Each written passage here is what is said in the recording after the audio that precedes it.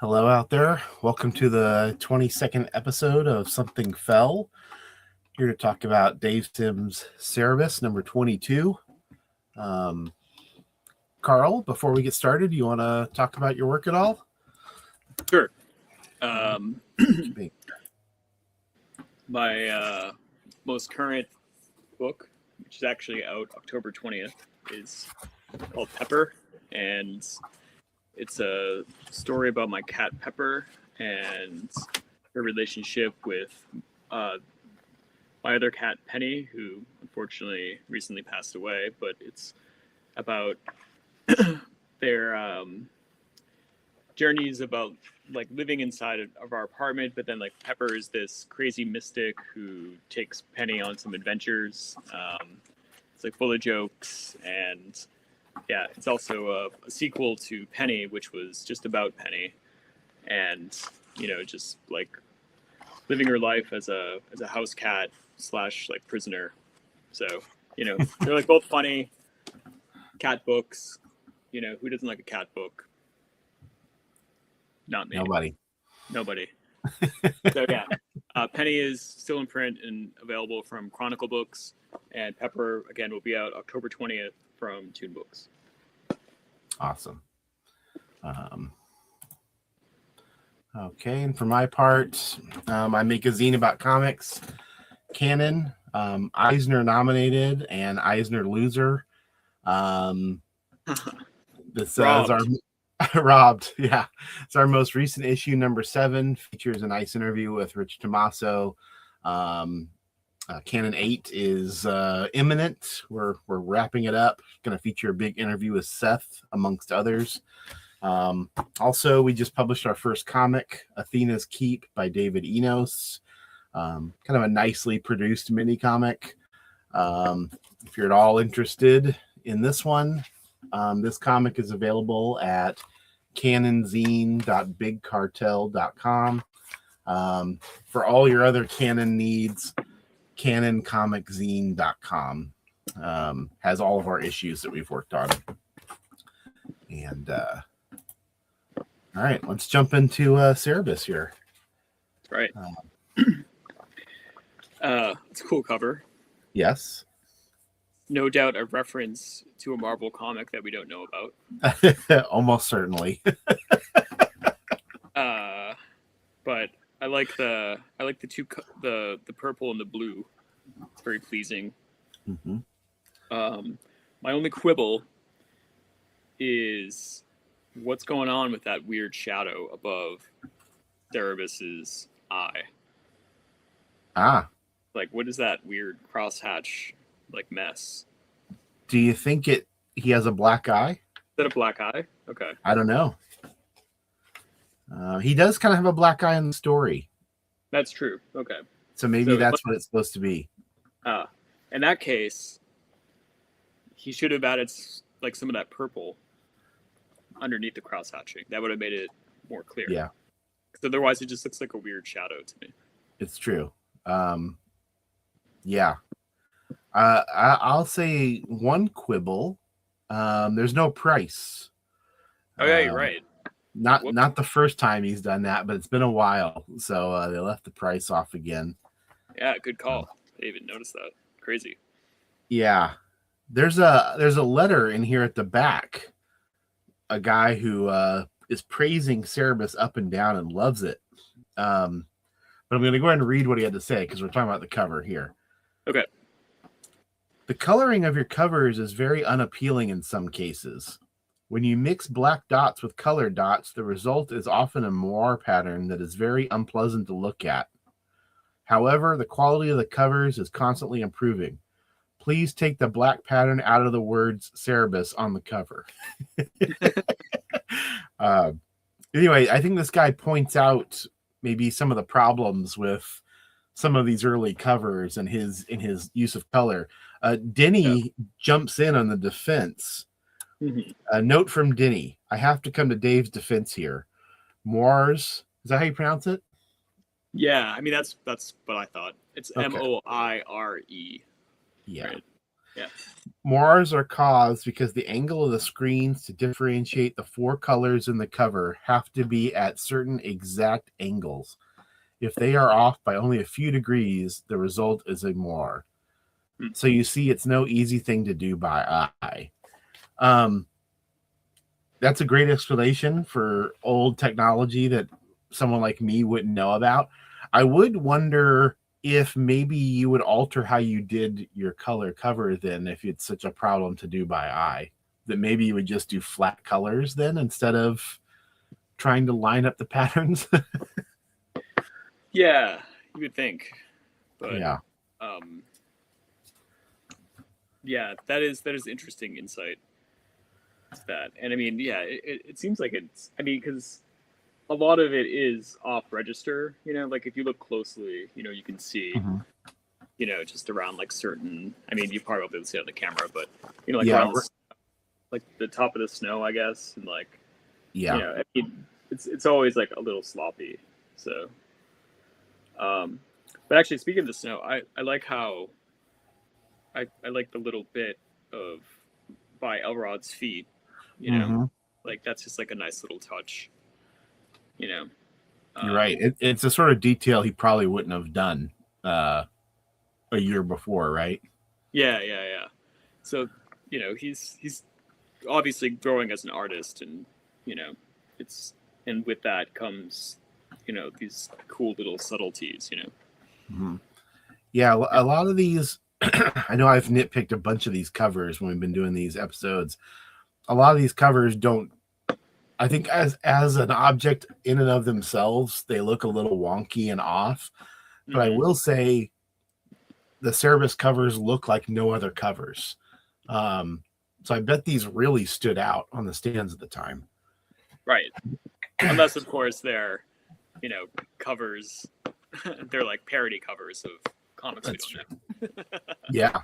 But yeah. no. I mean, this. I'm wondering if this is some sort of Neil Adams homage. Yeah, probably. Kind of has that vibe. I thought. I mean, it kind of. I mean, I know it's not, but what's the Frank Miller Daredevil with the like Born Again? Isn't like one of like the Born Again, the like Mazzucchelli one where it's like Matt Murdock is, you know, holding his girlfriend or something. Mm. I mean, I don't know why it reminded me of that, but yeah. Anyway. It's also a few years later too. So yeah, um, yeah, like 1985 or something, right? Yeah. Anyway, All right, let's it probably jump in. Okay. Yeah. So, note from the publisher. Note from the publisher. Well, here I am writing my 22nd last minute editorial. Dave has gone to Ottawa, our nation's capital, for a 3-day convention there called MapleCon. Being the true blue Canadian that I am, I'm writing this while watching a Toronto-Calgary hockey game. It's so easy to know when winter is approaching. I've had less to do with this issue than usual, as I have been sick for the last 2 weeks. Is this beginning to sound familiar? Dave has been working really hard this issue, and I must admit I see more of Dave peeking through Cerebus's personality in this issue than in previous ones. I've been hearing a fair number of rumors that Cerebus is hard to find in some places. If you live in a town where this is so, please let us know. By this I mean, let me know the name of the shop and its address. Our distributors have increased their orders, but they can't get them there if no one lets us know where they need them. It's not always easy to know where distribution is and isn't going. I would appreciate all the help you can give. Being as this issue is the second half of the story that began last issue, I think that I'll just quietly fade away behind my accounts book. I invite you to join Cerebus in his seemingly endless quest for the thing that little aardvark's dreams are made of, gold.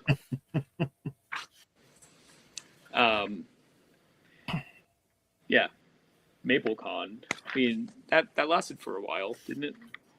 I have no idea. And what was the other thing? Yeah, I guess, you know, a little nugget of insight to the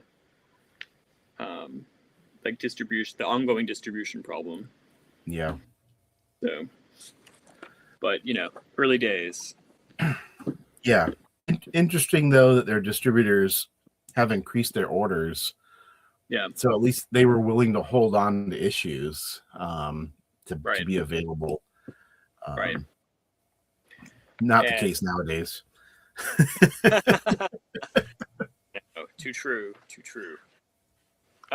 So is it just 3 distributors? I mean, it's Seagate, Suling, and Bud Plant. And Bud Plant. Okay. Yeah, who knows what other little fly-by-nighters might be out there at that point, but right. Yeah, because they're not listing them yet. Yeah. So.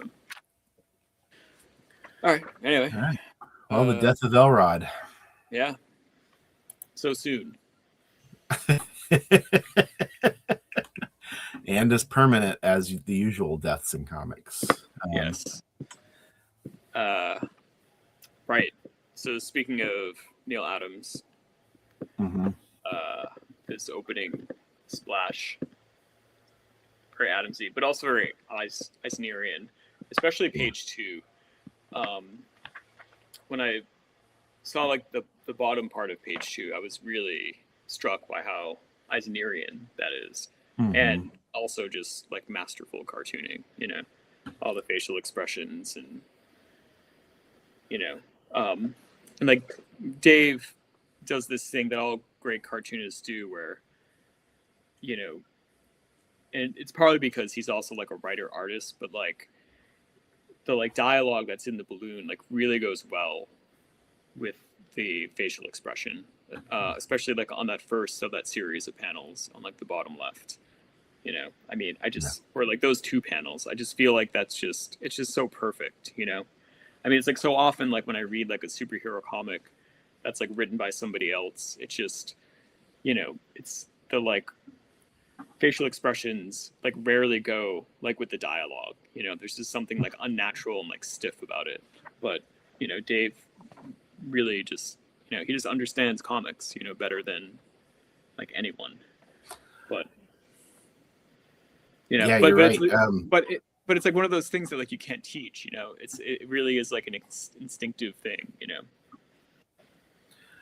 Yeah, I think you mentioned him being the guy who does everything. He has the kind of the courage that like a mainstream writer wouldn't have, that he doesn't feel the need to fill dialogue balloons, 1, to justify his existence, and 2, to over explain what the art is already showing you.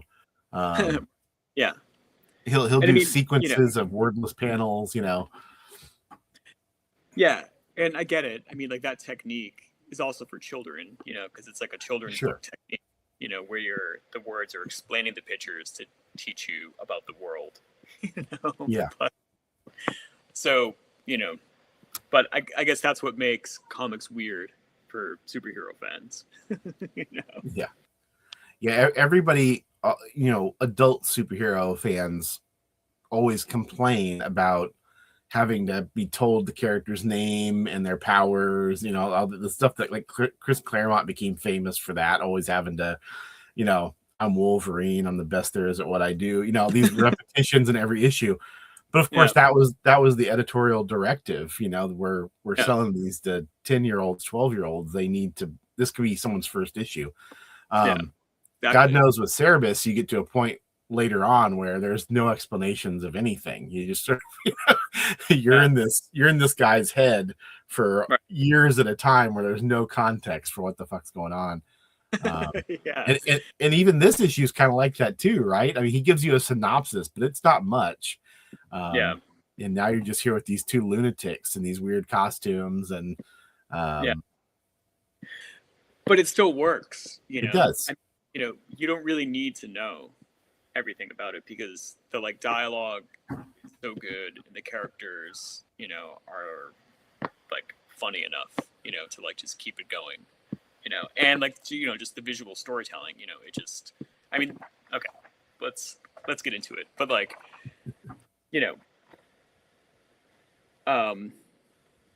comics, I mean, they're like movies, in the sense that if like you have like good enough writing, it can just be two characters like talking.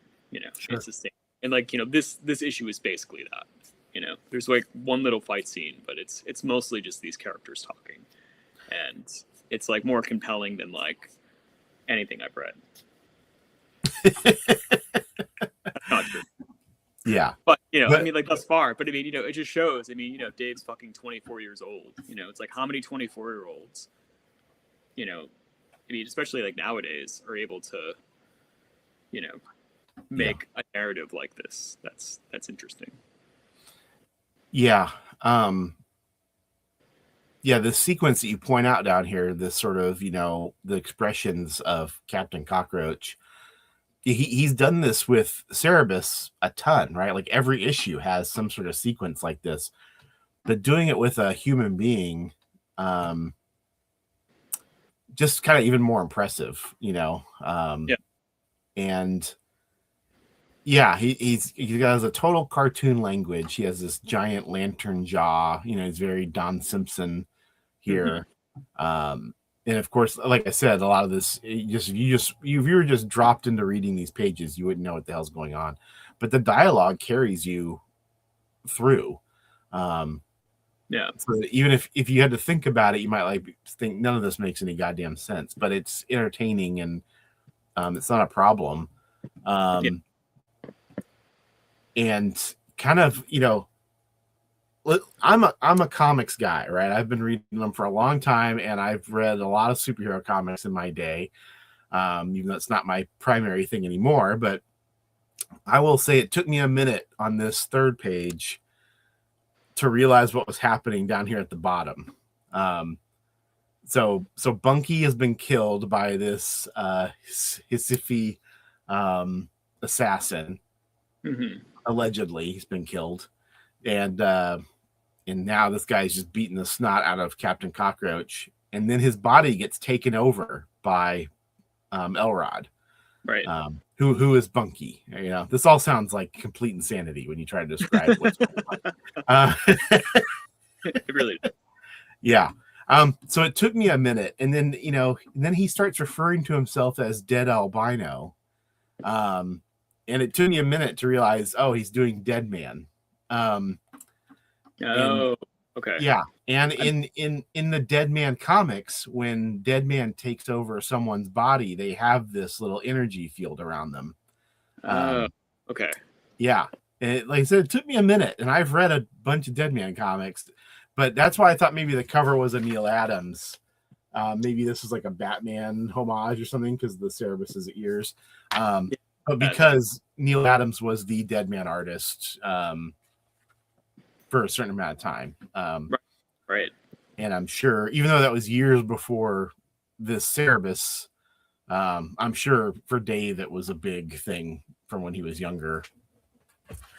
Yeah, 100%. Yeah. So anyway, just a very like Captain Cockroach, or him doing Moon Knight or Batman. These are all kind of like contemporary references he's making, but now he's sort of reaching back and getting like, here's something that's, I don't want to say it's obscure, but compared to Captain America, Dead Man's obscure. Sure. Yeah, that's interesting. You just solved the riddle of the issue. Okay. Good. It took me, like I said, it took me a few pages to realize what the hell, even after calling himself Dead Albino, I was like, he's making a reference to something, but I don't know what it is. I was like, he's just doing Dead Man. It's more obvious than I guessed. And I love this sequence here on this next page where Elrod is in ghost form. I just like the way he draws him. Is translucent. I like him pushing his finger through his hand here in this panel down here. Me too. So weird. Yeah, he has this like Raggedy Andy look to him, I really like these pages. Or Emo Phillips. God, Emo Phillips, good call. There's a pull. I saw him once. Like, did you? Yeah. Oh, nice. Was it good? Small. Yeah, he was hilarious. and it was like this small club like outside of Boston. I mean, I was probably 18 or 19, and I was with my friend Jamie, and we were like heckling him.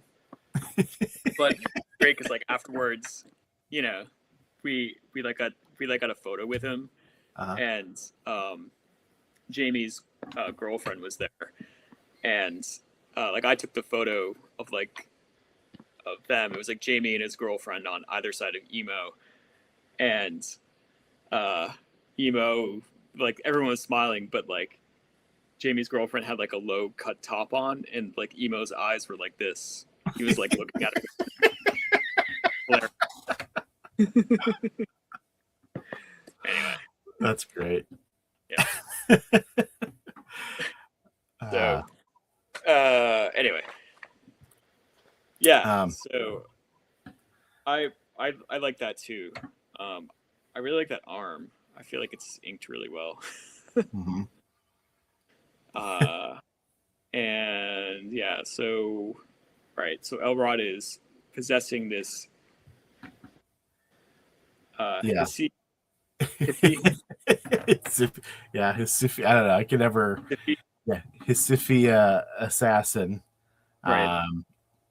And then so he's kind of like he's a spectral being, you know, and he realizes that he could take over this body, just sort of by accident. He's able to take him over. And so whenever he's in someone's body, because it will change the issue, they all get this little aura around them. Yeah. I love this line of dialogue here too, when Captain Cockroach realizes that Bunky is inside of the thing. He says, "All I can say is if I found myself in the body of a Hisiphid, I'd do the only honorable thing. I'd kill myself." Great. Classic. Yeah. Dave really knows how to like push the jingoism and the patriotism to the sort of obvious level, which is just a completely deranged xenophobia. Yeah. So they decide they're going to go see Weisshaupt, the president, and try to figure out how best to use his new powers. Right. And so they show up. Here's Cerebus with his black eye. Right. I know. I'm embarrassed I didn't pick that up. No. Yeah. I didn't notice it on the cover until you mentioned it. So they go see Weisshaupt, and you know, Cerebus does all this where he says he's not going to listen to any more of this idiocy. He's got a war waiting for him. Yeah. And he gives this whole speech about how he's going to take over Palnu, and the South is soft, and they're just going to run over everything. And then Weisshaupt, you know, mentions that, you know, you've been unconscious for a long time, and that invasion already happened and was repelled. And, right. So in a panel or two, Dave just does away with several issues worth of plotting he had already laid out. Right. Clearly he's more interested in this scenario he's at now.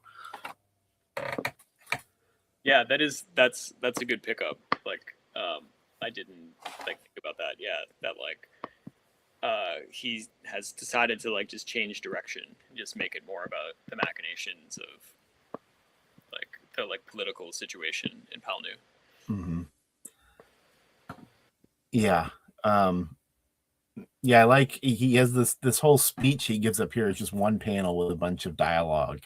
But it's great. It doesn't feel like wasted exposition, you know, or just you know, like you're getting a bunch of information you don't care about. Right. He's really good at giving you a speech that's funny and in Cerebus's dialect, and it's so enjoyable to read. Whereas it would be just such a slog in the hands of most other writers. Yeah, like Chris Claremont was writing that. Yeah. Yeah. Impossible. Yeah, a Roy Thomas Conan speech. You'd be like, Jesus Christ, who cares? You know. Yeah. Yeah, great profile of Weisshaupt here in this third panel. Yeah, it is good. Yeah, it's a classic Sim head too. Like I feel like he does that side eye a lot. You know. Yeah, that's a good trick that he has.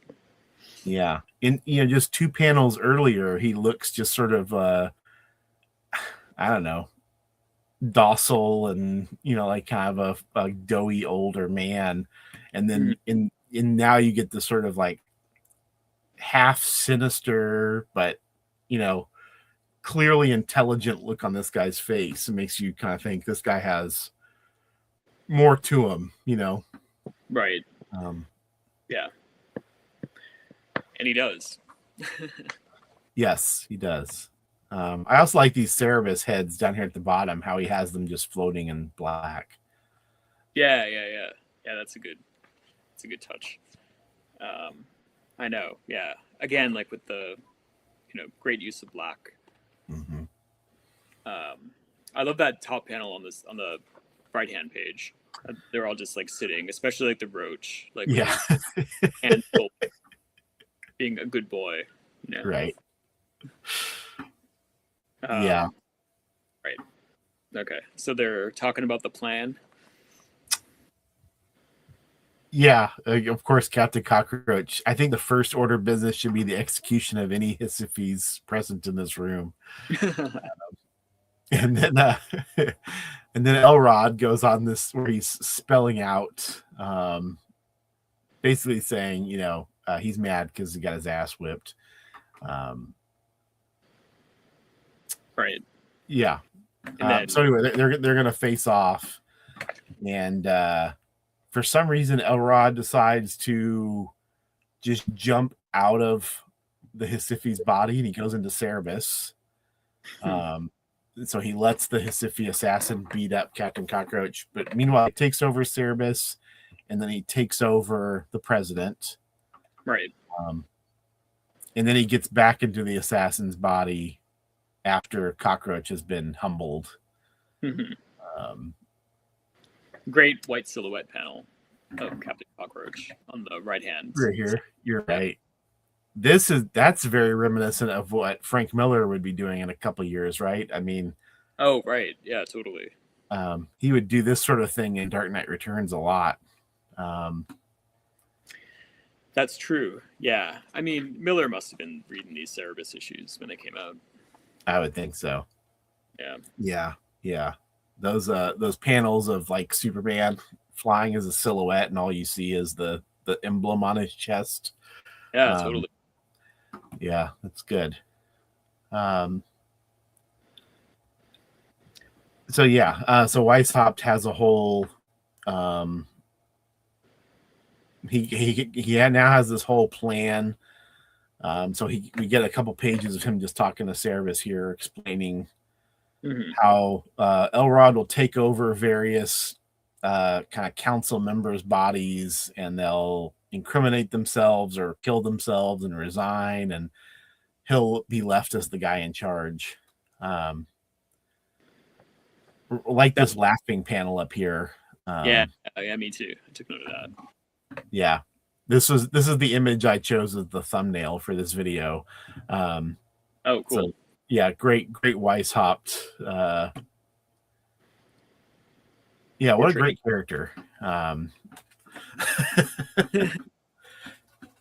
Yeah, I know. It's really smart. I mean, it's like rare to have such a smart comic book character, like in like 1980. Yeah. Yeah. He just has a lot to him. Sim doesn't quite have his face down. I feel like he draws his face differently every time, but yeah, every panel. Yeah. Like, look at those two like profiles. It's just like he has two different noses. Right. Yeah. But still, great. Just kind of sparkling dialogue between these two. It just flows so well. It does. Yeah, it's so masterful. I mean, that's really all you need to make a great comic book story. It's just good dialogue. It could be about any. So yeah, this line here, that's why I'm wealthy and the president of the United Feldwar states, and all you'll ever be is poor and a sword for hire. And you kind of know when he says that, that's going to come back to bite him, yeah. Cerebus is not always a winner, but he remembers things. Right. True. We won't spoil it. Yeah. So anyway, I guess more than a couple pages. They go on for quite a few pages here. Talking about this plan. We get another great sequence of Cerebus expressions in a row. Where they're kind of working on this plan together. We should also say that the like backgrounds are just these abstract, like just nonsense. Right. Completely just for compositional purposes. So. Yeah. I guess, are they supposed to be tapestries maybe? Windows? Who knows? Yeah. They look great though. He's definitely kind of quit doing as much of the noodling as he used to do, right? I mean, just filling in crazy patterns all over the place. To the point where he doesn't even need to like draw like the full character. They can just like Cerebus just floating in like the blackness void. Yeah. Though he does still put some love in here on like Weishaupt's vest. And this liquor bottle in the last panel on this page has a great texture to it. I know. I almost thought that was like a tone, like a zipatone, but it's not. He actually drew that. Yeah. It's good looking stuff. Yeah. So they've got Elrod practicing his various voices so that he can take over these bodies and do stuff. And the plan is they're just going to walk in with Elrod's body, the real Elrod's body, and Weisshaupt is going to say, "Hey, I'm sorry for all this being a traitor," and once they get in there, Elrod can take over. But not, and this is a great couple panels here of them going into this government building. Very gothic architecture. And just very large, right? A huge building with these small people in there. And then, of course, Elrod's a fucking idiot, and he decides to occupy his own body again. And now he's stuck. He can't get out. He's stuck in his real body. So he's brought back to life, but his utility in this plan is now 0. So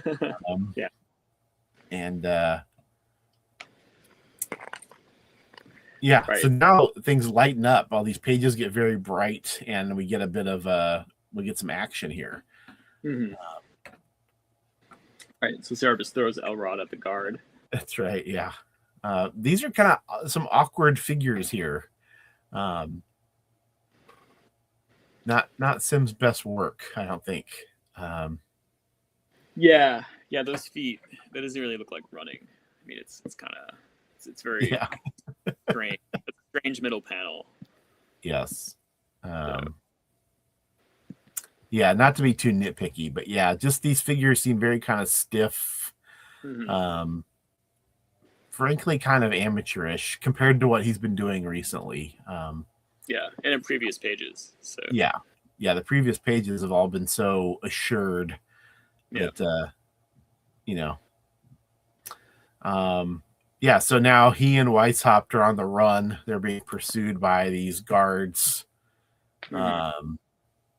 Weisshaupt, of course, is an older guy, and he can't really keep up with Cerebus. He's gasping for breath. This is a nice Eisnerian sequence. 100%. This would be the page that I would buy. Yeah, 100%. Yeah. I just love the dialogue. Again, just like the way that he draws it. Especially in the 4th panel, the Yeah. bird's eye shot, where it's like, Yeah. would you, like this, like the gasp under. I mean, that just seems so innovative to me. Like I can't recall like another cartoonist, doing something like that to like show someone who's out of breath. Mm-hmm. Yeah, for sure. And then I like this bottom panel too here quite a bit. Yeah. And then he slows down again. Here's another page that's got a lot of black on it. Mm-hmm. It's just Cerebus and Weisshaupt talking. I think this is a really good page here. Cerebus basically says, "You're going to prison, and I'm going to squeeze between these rails and use your forged papers, and I'm going to leave." Yeah. Great. And Cerebus throws the line back in his face. Like he said, Cerebus will never be anything more than a sword for hire. And he abandons Weisshaupt to get his just desserts. That's right. But yeah, like you said, the lettering here on Weisshaupt, all of it's just fantastic. Yeah, he's just really thinking about, how everything just works together. It's not like separate. It's not like, factory comics where everyone has their little task, lettering or inking. It's all, just one thing, as it should be. Mm-hmm. One thing that stands out to me about this sequence here, obviously when he has the huffing and puffing panels or the exciting panels, the shape of the word balloons change. But like this Cerebus dialogue is just regular talking. And you notice how the word balloons just kind of have their own shapes. Yes. He's not making them look perfectly oval, round or square, or they're very organic looking. It's because he's not using a template. Like a lot of superhero artists, or like they use these like oval templates, and like they try to make everything fit in to like this like oval, for like neatness. Sure. So it's very much by design. So, but since he's not, beholden to that, he can play around with the shape and really, have it represent, emotion. Yeah. Do you think, do you have any insight into how he's lettering on the page? Do you think he's drawing first and then kind of putting the letters in at the pencil stage? And inking? I mean, he's probably putting the lettering in first, with like really quick sketches, like maybe, just very quick, like gestural sketches of what's going in there, because, that's where your eye goes first, to like the lettering, to like the words, So, and especially Sim, I imagine, because, there's such a flow to like the dialogue that he like really wants to like direct where your eye goes. So, I'm sure the like words are like first, which is like a perfunctory little sketch of like, where the characters will be. Yeah.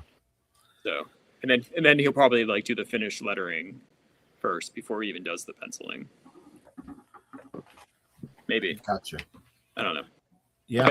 I think he does talk about that actually, like, way later on when he does like the guide to self-publishing.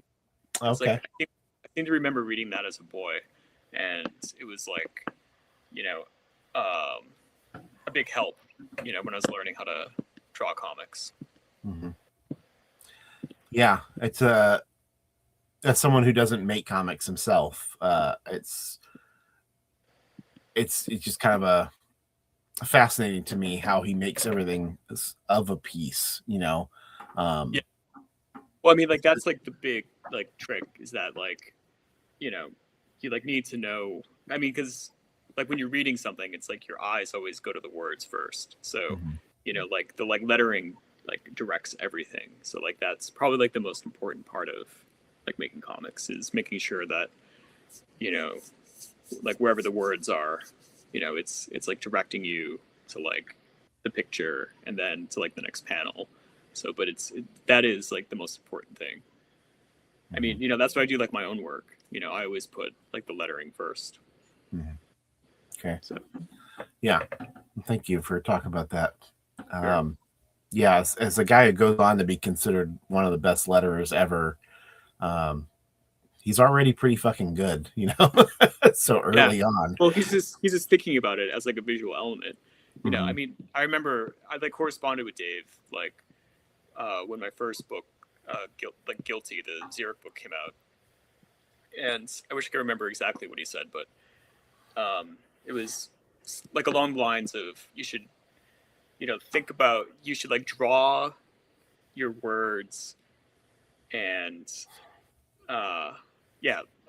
something else, but like draw like your words, you know, like think about them as like part of like the visual puzzle, you know, like they're not just, you know, this arbitrary thing, you know, like they are like very integral to like the composition, but also just like the emotional power, you know, like the story. So, but you know, like think of them as like visual elements and not just as something separate from that, you know? So. Yeah, for sure.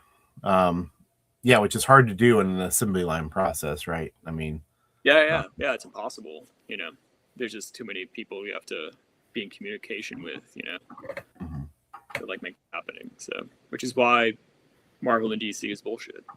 Yeah. I mean, I'm sure it's even now, you know, or like even like the Marvel method, you know, they just give you like the plot and then, you know, and I'm sure nowadays, like they just draw like a bunch of pictures and then it's like the McFarlane method, you know, afterwards they just plug in, you know, dialogue, you know, or I guess that was like the Stan Lee method, right? I mean, like Kirby just basically did that, you know, he kind of penciled in ideas for dialogue and Stan Lee just went in and, you know, did whatever he wanted. Yeah. We get this comic shop ad again. The George Metzger ad. I know. Do you think, you know, is 2089 West 4th? For like a second I saw 2089 as like a date. And then I saw like all the mutants. It's like, oh, that tracks. That's probably what the world's gonna look like in 2089. That's right. Yeah, it could still happen. But you won't get a giant catalog for $1. No, maybe. No. Yeah. But yeah, cool ad. Canada's largest comic shop. I wonder if that was actually true. And then we get the Now and Then ad, same as before. Yeah. Which I do like seeing the poster and the originals. Yeah. Would you just buy all those Beaver originals since they're only $8? Jesus, I would certainly buy some. Yeah. I'd be trying to save my pennies to get some of the Cerebus art though at $25. Yeah. I know. Especially ones from issue 1. Right. Yeah. A bunch of pages from issue 1 still available. Yeah. Not even the printed issue, but you can buy the originals. That's right. And then we get to the letters. There's a nice drawing from Frank Thorne here. No context because there's no letter from Frank Thorne, but just a nice. It's a nice sketch. It's a great sketch. Yeah. Yeah, very cool. Not sure exactly what he's saying there. All my love to Cerebus. And the genius behind him. Oh. Okay. So, yeah, great sketch though. Looks fantastic. Any of these letters stand out to you? Not really. You know, it's just they're, you know, they all seem like very critical. You know? Yeah. And it's all about the like first letter, you know, asking for like a free drawing and yeah, and Cerebus to go weekly. Yeah. So it's just another poster. Right. I mean, it comes with the territory. Sure. Fans Yeah. Pretty ridiculous. Yeah. And suggestions to change the name of the Aardvark comment. That's right. Yeah. Thankfully, unsuccessfully. Right. I don't know. Like, did anything stick out for you? Not really. No. Yeah. Saying he's going to be at the Creation Con in Rochester in Atlanta, Georgia. Which I think might have been in the last issue. And then the T-shirt offer for his Cerebus for Dictator. I've seen this shirt before just online, but I had no idea it was so early. Yeah, me too. It's kind of funny because the whole political element isn't in play yet. I would have thought this would have come out of high society or something. But he's clearly just responding to kind of Reagan, Carter, and whatever's going on in Canada. Also, the fact that yet another person is handling this. Send orders to M. Peterson, who's in Ann Arbor. And so it's just, I don't know. I feel like, they're doing a bunch of Cerebus stuff, but all these other people are involved. The newsletter, Harry Kremer from Now and Then Books. There was the woman making the plushes. Right. Who wasn't Denny. And so it's just kind of funny to me, considering how later on it's all Dave, Dave and Gerhard, and that's it, Right. Well, and Diane Schultz. Yeah, it's true. Well, she was just proofreading, right? Yeah. And there's a typesetter too, right? Oh yeah. He had a secretary, I guess. Yeah. We're taking orders over the phone. But but like, to your point, like, they weren't like farming it out. So yeah, he quit doing merchandise, right? I mean, he would have shirts and stuff occasionally, but they would all be in house. He wasn't like, call Joe in California to get your T-shirt. Right. It was like, if you want the first half T-shirt, you order it from Aardvark Vanaheim, just like you order the phone books or whatever else. Yeah.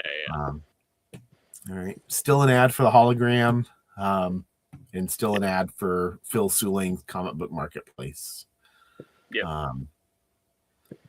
I actually I was just in San Diego to lose my Eisner, and I went to Rob. I went to a panel about Bud Plant. You did? Oh, cool. Yeah. And that was kind of fun just to see. It was him and Bill Shanus. Bill Shanus was one of the Shanus brothers who ran Pacific Comics.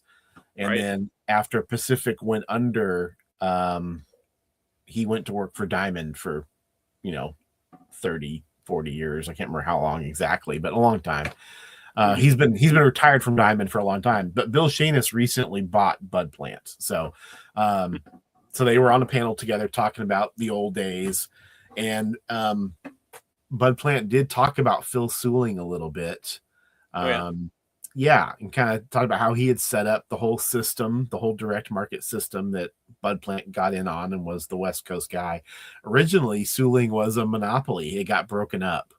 Not by Bud Plant. Somebody else sued and busted up Bud Plant.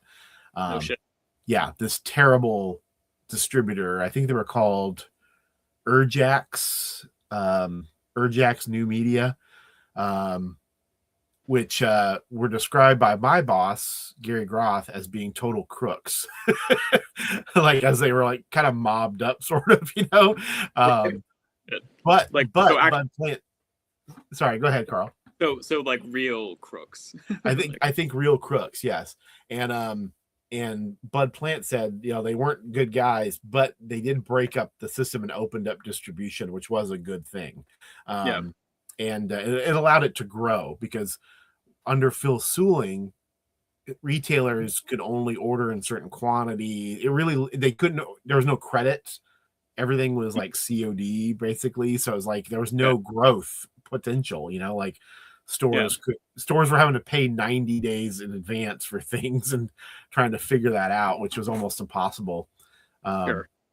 But yeah, so anyway, Phil Suling, a guy I don't know a ton about. And every time I hear more, I'm just fascinated that he had the vision to kind of make this thing, the direct market.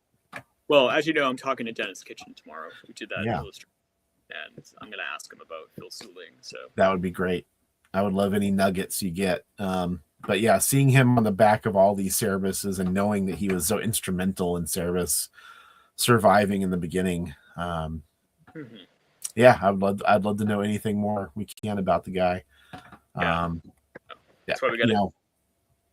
What's that? That's why we're doing this Cerebus. Yeah. About the early days of the direct market. Yeah.